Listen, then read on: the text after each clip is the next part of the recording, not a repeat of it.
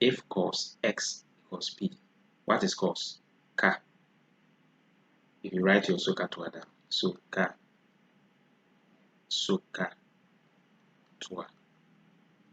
He said cos, so cos will come from here. So cos is equal to, so cos x is equal to adjacent. I said equals p. And you know that this is supposed to be a fraction. It means p over 1. That's what it means. Every term is over 1. When I say cos theta, sin theta, tan theta, it should be something over something. So if the denominator is not provided, it's automatically what? 1.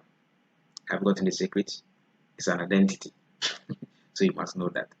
So when he mentions that, you label it to get the third part, because to get sine, he's asking for sine. What is sine? Sine x will be equal to, what is it? Opposite over hypotenuse. But here, from this, we can get only adjacent over hypotenuse. So we don't know the opposite. So you must find the opposite. So you label it nicely. You can sketch it. Cos. Let me put the angle here. Cos x. So the angle is here for me. We said cos is adjacent over hypotenuse. What is adjacent? Is here, which is p. Hypotenuse, this one. So we have to look for this. So let's look for this. Let's represent it by what? Y. So what will be y? Y is equal to, since hypotenuse is known, square root of hypotenuse squared minus base squared. Simple. So this one belongs to this side. Square root of 1 squared minus p squared. Now we can find what? Sine x. Therefore, sine x is equal to, what is sine? Opposite. What is the opposite of this angle? It is square root of 1 squared minus p squared over hypotenuse. What is the hypotenuse? 1. So virtually the answer is the same. Square root of 1 squared minus that. We have that one. Okay. Watch here carefully. Watch here carefully. This is out. Or it's supposed to be minus, not plus. This is also out. This one is out. Now, 1 squared is the same as 1. You know that?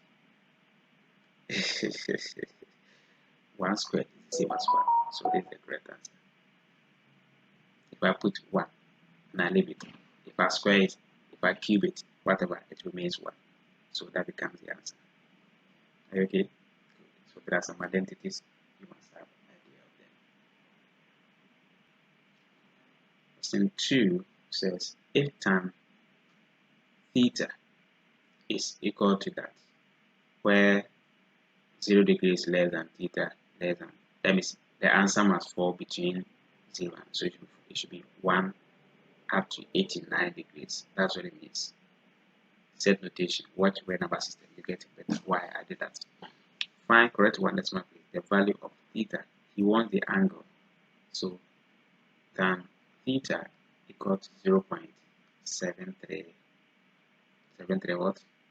52. We are interested in theta. So if you're looking for anything, what do you do? Change your subject. So divide here by what? Tan. Divide here by what? Tan. I'm doing this for the first time. That's what I'm doing. So tan cancels tan. So at the end of the day, theta is equal to, this must go up. You can't say something over a letter. So you get tan inverse. Do you remember this? Inverse property in indices, right? Indices, check it. Inverse. This one, because it's going out, the power becomes negative. So tan inverse of 0.7352. And tan inverse is on your calculator. Shift tan. Cos inverse, shift cos. Sine inverse, shift cos. So later you have a word like this, you get tan is equal to inverse. It's an inverse because it goes up. So tan inverse, shift tan. I get it. Have you seen it? The symbol there. 0.7352. 0.7352. I close my bracket. This is what I get 0.735. Now shift, this gives me equal to, this calculator is giving me tan issues. So let's see. Alright, so tan inverse shift tan 0.7352. The answer is 36.3233. Oh, no. Check the answers. 36.3. 36.3. Oh, the last number is say one decimal place. This one cannot make any difference. So the answer is that. The answers are very similar. So if you are not careful, you choose a wrong answer. Take note. Good. A pole and a stick, talking about two items, stand vertically on a level ground. You sketch them. Don't analyze diagrams with your mind, right? You will never get an answer. A pole and a stick. So I'm drawing this is a pole and this is a stick for me. So you can label it pole, paper 2, for the sake of paper 2. Label pole, and this was stick. But this objective, so let's go. A pole and a stick stand on the same level ground. This is a level ground. It's English I'm writing. I'm not writing formula, it's English. The stick is 25 centimeters long. So this is 25 centimeters. Do you agree? Good. And cast a shadow of length 20 centimeters. When you are standing and cast a shadow, what does a shadow fall? I'm asking you. What does it fall? Does it fall in the skies? It falls on the ground, isn't it? This one you agree. So it casts a shadow here. So from here to here is a shadow it has cast, and that is 20 centimeters. 20 centimeters. It has cast a shadow 20 centimeters. If the pole casts a shadow of 5 meters long, the pole has also cast a shadow. So it begins from here, falls on you, and up to here. So from here up to here is 5 meters. Good. I'm just reading, I'm just doing what I'm reading. That's all. I'm not taking any formula from anywhere. Good. What is the height of the pole? He's asking for it. So you represent it by what? H or X. Now, he will not tell you to connect this. So automatically connect this. Connect this one. To form a right angle triangle. The moment you have a question like this, you're heading towards right angle triangle. And what? Using the principle. Now, when you have a question and it's talk about similar triangles, so you can see that these are similar triangles.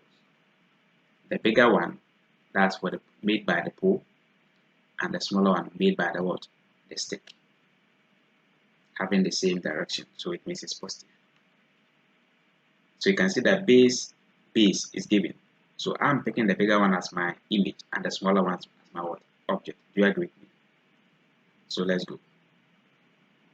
Image over object, and here it means 5.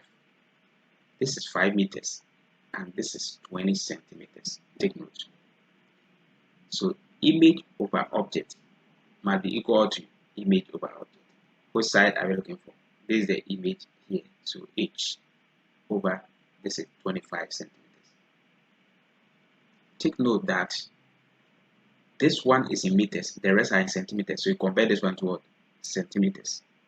Before you go, they must be in the same unit of measurement. So 5 meters will give us what? 500 meters. Do you agree? Yes. If 100 meters equals 1 meter, then 5 meters equals 500. So 500 centimeters divided by 20 centimeters equal to H over